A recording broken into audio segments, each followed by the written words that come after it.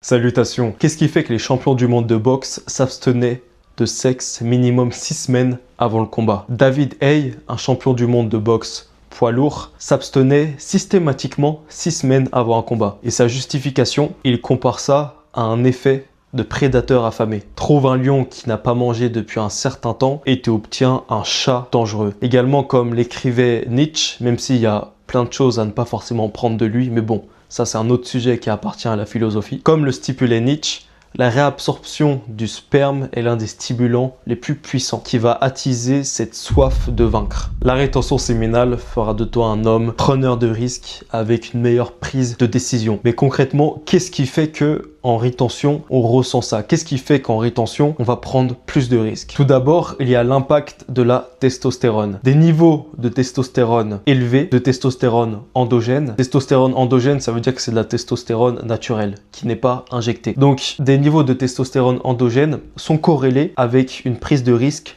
plus élevée. Et ça peut s'expliquer grâce à des études scientifiques sur l'hormone en question, avec des mesures hormonales et comportementales, et également l'imagerie cérébrale. D'ailleurs, il y a une étude de Harvard qui a été faite en 2008 sur 98 hommes âgés de 18 à 23 ans. Et en fait, la testostérone augmente la réactivité de l'amygdale, une partie du cerveau, face aux menaces sociales, ça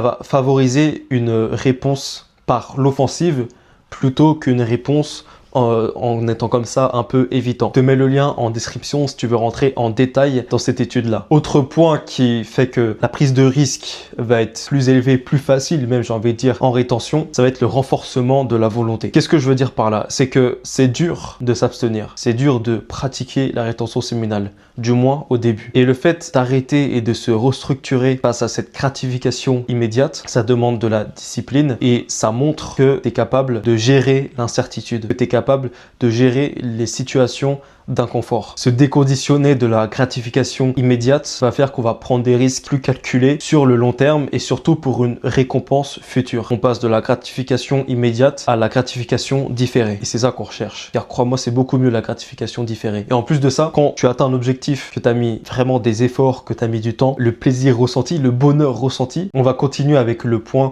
sur la préservation de l'instinct de conquête. Donc c'est ce qui fait aussi qu'on va prendre plus de risques et que la prise de décision sera différente. C'est que quand je dis l'instinct de conquête, je parle du fait d'avoir des ressources, attirer une partenaire et ainsi perpétuer l'espèce, fonder une famille, etc. Lorsqu'on ne va pas combler cet instinct de survie dans ce schéma classique-là, il y a une tension en nous. Quand je dis tension, c'est pas négatif ou positif, c'est neutre. Rappelez-vous, la réalité est neutre, la nature est neutre, c'est nous qui avons cette perception et qui disons si c'est positif ou négatif. Mais la réalité est neutre. Lorsque on ne va pas combler cette tension par l'instinct de survie, elle peut être redirigée vers d'autres aspects de l'existence. Faut bien que tu comprennes que tout est fait pour maximiser la survie et la reproduction. Le cerveau est câblé sur la survie. Ainsi, c'est très pertinent de le comprendre et justement le façonner à notre avantage. Dernier point que je voulais aborder avec toi, ça va être la peur de l'échec qui diminue. Alors, j'ai dit quoi? Qui diminue. Comment ça va s'expliquer ça?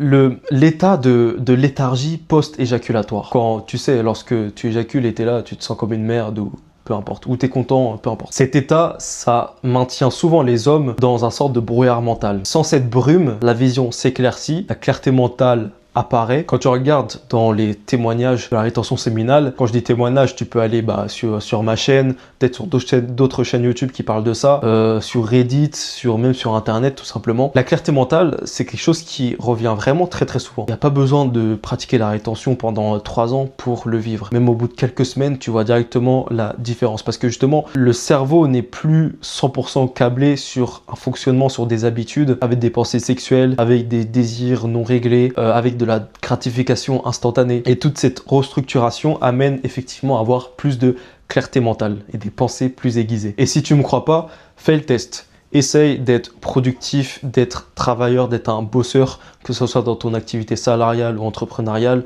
d'avoir des performances sportives bonnes, d'avoir de l'attractivité vis-à-vis de la jante féminine, de développer ton intellect. Essaye de faire ça en éjaculant tous les jours ou bien toutes les semaines. Maintenant, fais exactement la même chose sauf que cette fois-ci, t'éjacules pas. Et à la fin de ces 2 expériences, fais un témoignage. Je pense que on va bien se marrer. Une autre chose qui me vient en tête, c'est que la rétention séminale nous donne plus de temps pour d'autres choses. Si tu te rappelles des périodes où peut-être tu étais adolescent et où tu te masturbais et tu avais une éjaculation excessive, en vrai, ça prenait beaucoup de temps. Quand même. Même si, par exemple, tu le faisais avec une femme, moi, ça m'est déjà arrivé d'être dans une relation où on est tous les deux addicts au sexe et du coup, on le fait tout le temps, presque tous les jours. Et pareil, ce n'est pas sain. C'est un peu équivalent à un mec célibataire qui éjacule tous les jours devant un film porno. Bon, là, c'est, on va dire, un peu mieux parce que c'est une vraie femme, mais sur le résultat, ça va être la même chose, une éjaculation et une activité sexuelle, un conditionnement du cerveau qui est beaucoup trop excessif et au final je dirais même dénoué de sens quand on prend du recul. Tout le temps passé dans le sexe, à faire du sexe entre guillemets, si je peux m'exprimer ainsi, on peut le consacrer à autre chose. Imaginez si simplement vous prenez ce temps-là et que vous le consacrez à d'autres choses beaucoup plus productives. Et les résultats sur le long terme, au fil des semaines, au fil des mois, sera bien meilleur que la situation passée. Si tu es toujours là, c'est que la rétention séminale t'intéresse. Donc je t'invite à t'inscrire à ma newsletter. T'inquiète pas, c'est 100% gratuit.